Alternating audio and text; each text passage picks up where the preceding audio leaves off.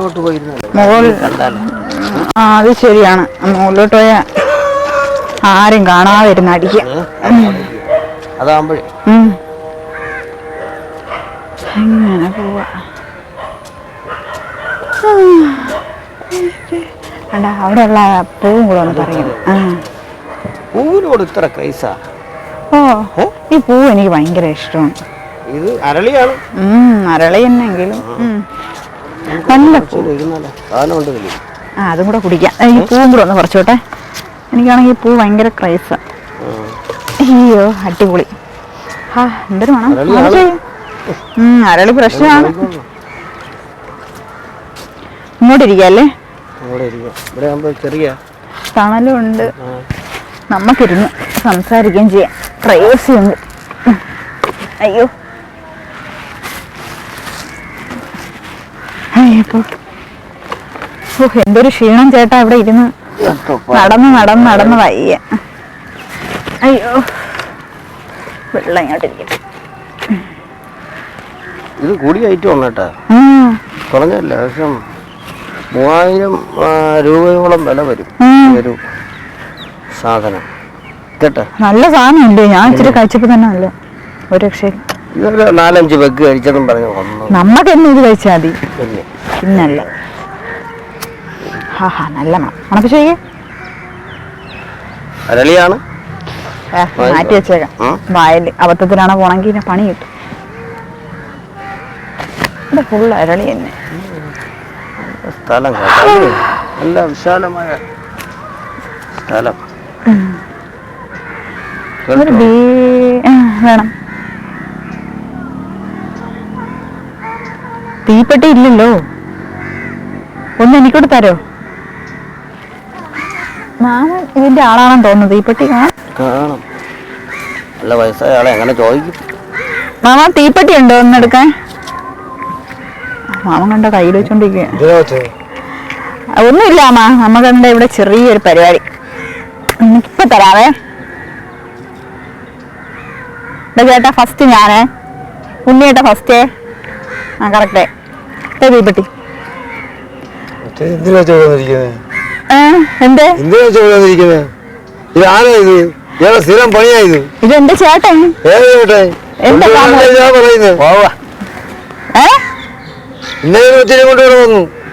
ആര് അനാവശ്യം പറയരുത്. ആവശ്യമില്ലാത്ത കാര്യങ്ങളിൽ ഇടപെടരുത്. മര്യാദ ഇയാളെ കാണുമ്പോഴേ അറിയാം മറ്റു കേസാണെന്നാണ്. ചേട്ടാ ഇത് 2 ആ സാധനം എടുത്ത് കുടിക്കാൻ.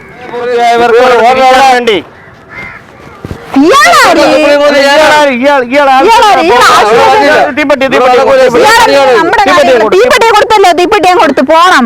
നമുക്കിവിടെ ഒരുപാട് കാര്യങ്ങളുള്ളത്. ഒരുപാട് കാര്യങ്ങളുള്ളതാ ഇവിടെ ഇരിക്കും. നിങ്ങളെ തീപ്പെട്ടി വാങ്ങിയത് ശരിയല്ല. നിങ്ങൾ ആ ഒരു സംസാരിക്കുന്നത് ശരിയല്ല. കൊച്ചിന്റെ കാര്യം നോക്ക്. ചുമ്മാ പറയുന്നത്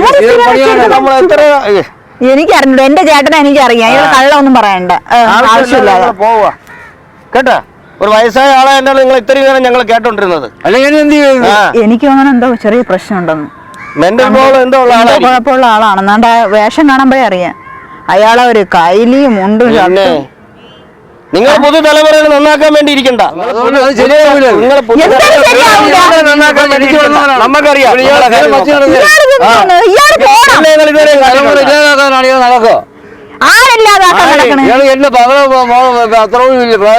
അതെന്താ കുറ്റോ? നിങ്ങൾ നേരത്തെ കല്യാണം കഴിക്കണവരുന്ന് ഇങ്ങോട്ട് അതെവിടെ ശല്യം വന്നിരിക്കുന്നു. ഒരു തീപ്പട്ടിയെ തന്നെന്നും പറഞ്ഞ് ഞങ്ങൾക്ക് ശരിയാവൂലല്ലോ.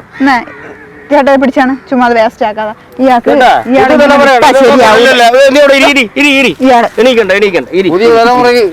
ഞാൻ പോലീസിനെ വിളിക്കാം.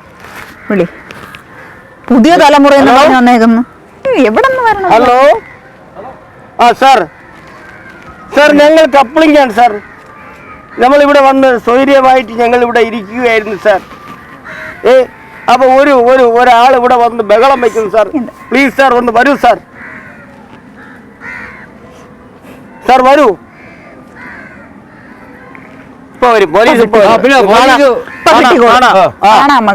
ആരെ ഭാഗത്തിരിക്കണം നമുക്കറിയാം. ഞങ്ങൾക്ക് പോലീസൊന്നുമില്ല, ഇപ്പം ശരിയാക്കി തരാം.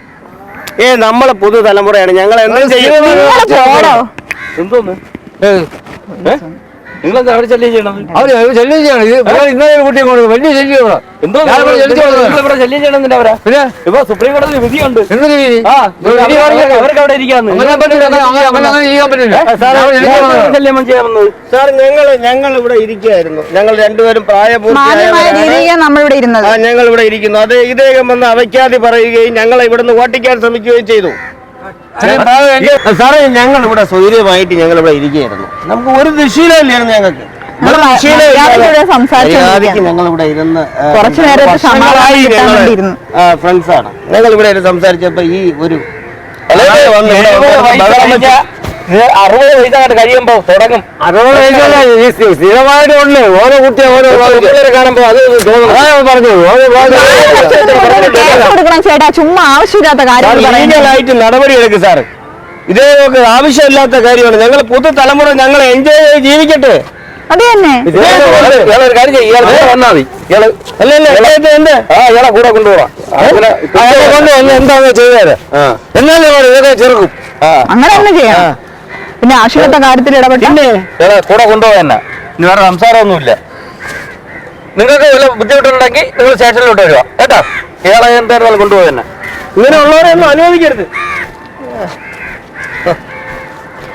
വേടാ, അമ്മ പോവാ. അവന്റെ കൂടെയൊക്കെ പോവാൻ പറയാം. അത് തന്നെ, പിന്നല്ലേ പോലീസാണ് സപ്പോർട്ട്. സിഗരറ്റും തീർന്നല്ലേ? എല്ലാം തീർന്നു. കാരണം നമുക്ക് ഒന്നുകൂടെ കഴിച്ചാലോ? തീർന്നു. അത് അവസാനം ഇച്ചിരി പോലെ ഇരുന്ന് ഞാൻ കുടിച്ചു തീർന്നു. ഇനിയിപ്പോ ആരെ നമ്മളെ പേടിക്കാൻ?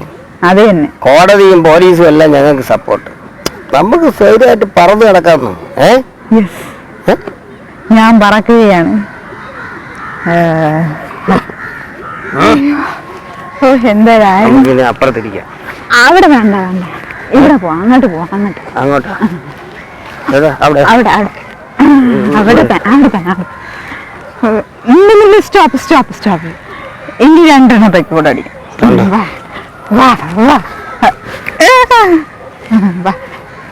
വാളിയാ വാ. Stop.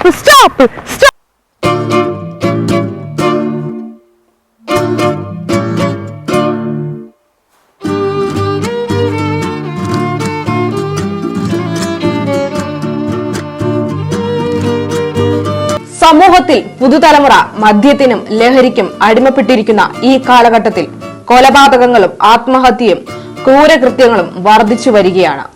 വഴിതെറ്റിപ്പോകുന്ന യുവതലമുറയെ നേർവഴിക്ക് നയിക്കാനുള്ള ഉത്തരവാദിത്തം യഥാർത്ഥത്തിൽ ആർക്കാണ്? ലഹരിയുടെ വർധനവാണ് ഇതിന്റെ മുഖ്യ കാരണം. എന്നാൽ ഇത്തരത്തിൽ ലഹരി വർദ്ധിക്കാനുള്ള ഒരേ ഒരു കാരണം സർക്കാരുകളാണോ അതോ കോടതികളോ? എന്തു തന്നെയായാലും ഇതിനൊരു അറുതി വരേണ്ട കാലം കഴിഞ്ഞിരിക്കുകയാണ്.